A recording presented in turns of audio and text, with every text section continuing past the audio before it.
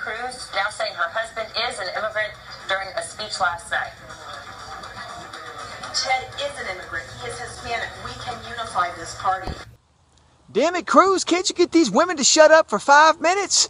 You're making it hard to be a supporter, son. This is about the 15th time you'd have had some broad misspeak on your behalf.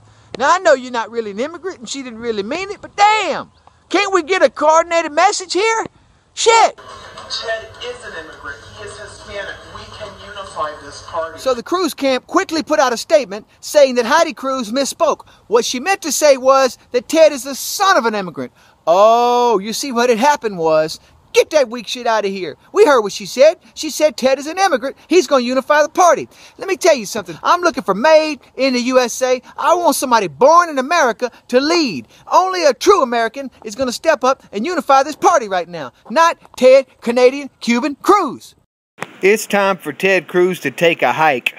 Teddy, make like a tree and leave.